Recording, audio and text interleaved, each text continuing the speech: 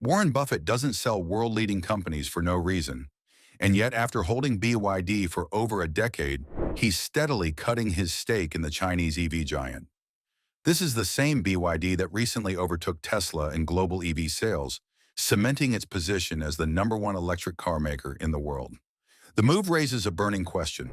What does Buffett see that others don't? In the next few minutes, we'll break down BYD's meteoric rise, the warning signs starting to appear, and what this could mean for the entire EV industry, from China's dominance to the future of global competition.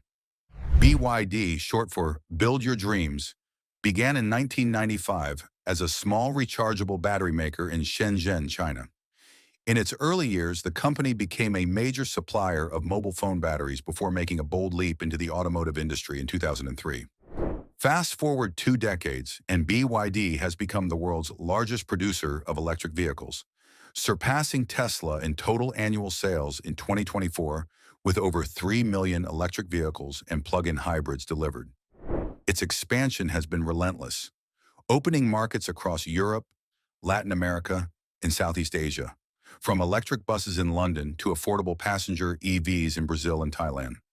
The story also has a famous investor twist. In 2008, Warren Buffett's Berkshire Hathaway purchased a 10% stake in BYD for about $230 million. At the time, many doubted the move, but it became one of the most profitable bets in Buffett's career. As BYD's market value surged, that initial investment turned into a stake worth tens of billions, symbolizing Buffett's rare but well-timed foray into high-growth tech. That's why his decision to start selling now has captured global attention. Because it's not just about taking profits, it could be a signal. The first cracks in Buffett's BYD position became visible in August 2022, when a filing in Hong Kong revealed that Berkshire Hathaway had quietly sold a small portion of its BYD stake. Initially, investors brushed it off as a routine portfolio adjustment, but as the months went by, the sales continued, methodically, almost like clockwork.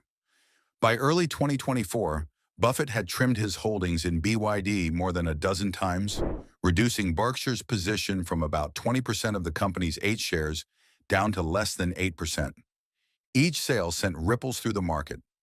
On several occasions, BYD's stock in Hong Kong dropped by 5% or more within a single trading day after news broke of another Buffett sell-off. Analysts began debating the underlying reasons. Was this just profit-taking after a staggering 30 times return on the initial investment? Or was Buffett signaling deeper concerns about the company's future? The timing was notable. These sales came despite BYD's record-breaking performance, including the moment it surpassed Tesla's annual sales for the first time in late 2023. The uncertainty has fueled speculation across the financial world. Some point to mounting competition in China's EV market, others to geopolitical risks that could threaten global expansion. Whatever the reason, Buffett's steady exit stands in sharp contrast to his usual strategy of holding top-tier companies indefinitely, making his BYD sell-off one of the most closely watched moves in his recent investment history. One of the most straightforward explanations is valuation. BYD's market capitalization soared past $100 billion in 2023, a staggering climb from when Buffett first invested in 2008 at a valuation of around $2.3 billion. Even for a growth company, such rapid price appreciation can make seasoned investors cautious. Buffett has often emphasized the importance of not overpaying for even the best businesses, and some analysts argue that BYD's stock had begun pricing in near-perfect execution for years to come, leaving little margin for error. Another factor is geopolitical risk.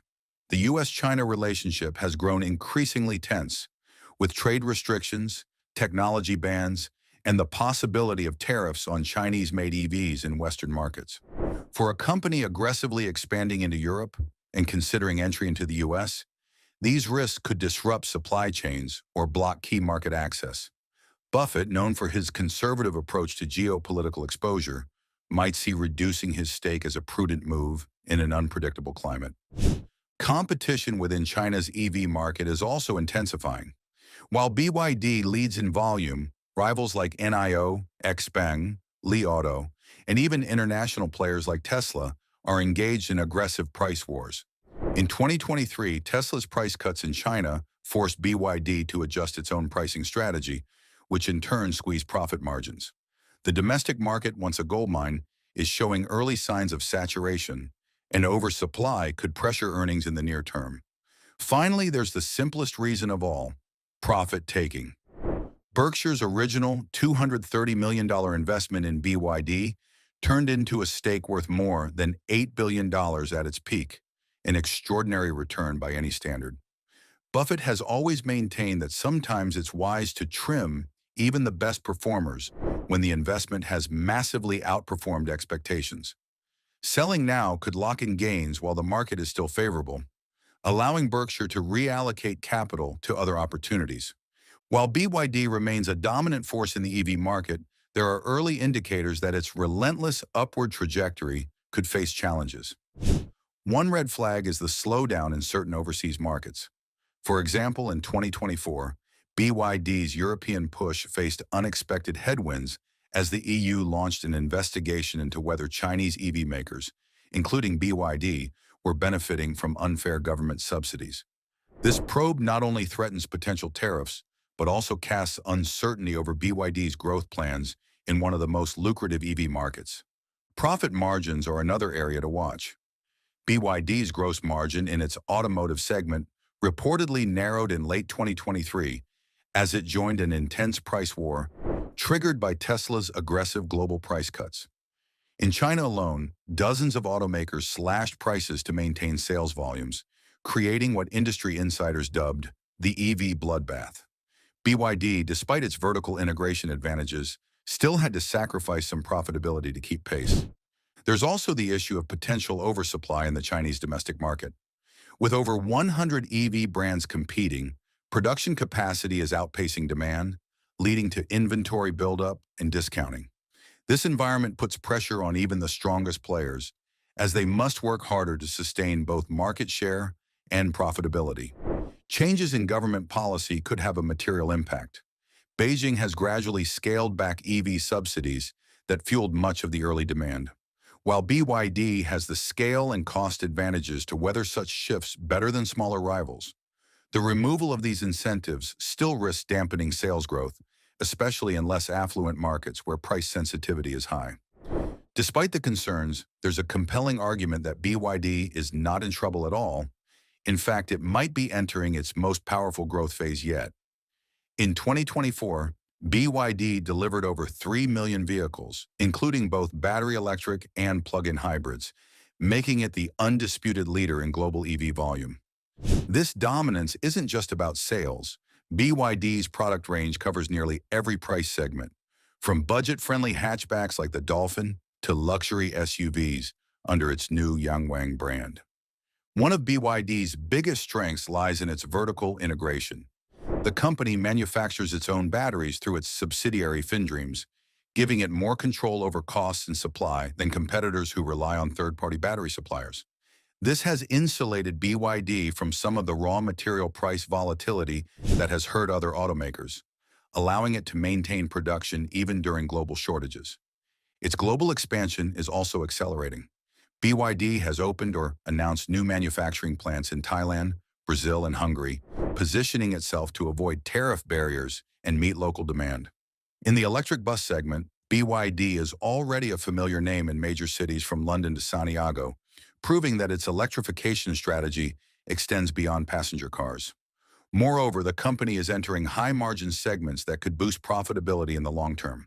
The Yangwang U8, a luxury off-road EV priced around $150,000, and the upcoming U9 sports car signal that BYD is moving beyond volume sales into premium territory, a space where Tesla built much of its brand cachet. So while Buffett's sell-off has raised eyebrows, many industry watchers argue it may have more to do with Berkshire's investment discipline than any real weakness in BYD's fundamentals. If anything, the company's scale, innovation pace, and international reach suggest it's far from peaking. Buffett's gradual exit from BYD is not happening in isolation. It's part of a broader shift in how global investors are approaching Chinese equities. Over the past 3 years, foreign investment in Chinese companies has faced mounting headwinds due to regulatory crackdowns in Beijing, unpredictable policy changes, and worsening U.S.-China relations. From tech giants like Alibaba and Tencent to manufacturers like KTL, valuations of Chinese market leaders have been hit hard by investor risk aversion, even when their fundamentals remain solid. There's also a historical pattern in Buffett's investment behavior worth noting. While he's known for his forever holding strategy, there have been moments where he has exited early, such as with Disney in the 1960s and McDonald's in the 1990s, only to watch those companies soar afterward. This raises the question, is the BYD sale a strategic call based on current conditions, or will it go down as another sold too soon moment in Berkshire's history?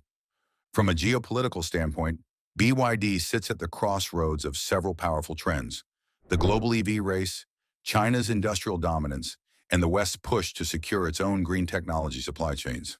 If trade tensions escalate, companies like BYD could face tariffs, export controls, or political pushback in key markets.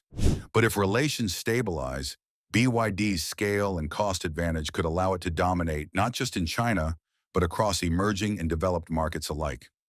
Warren Buffett's sell-off of BYD may be interpreted in many ways: a disciplined, profit-taking move after a 30-fold return, a hedge against rising geopolitical risk, or a quiet signal that even industry leaders can face turbulence ahead.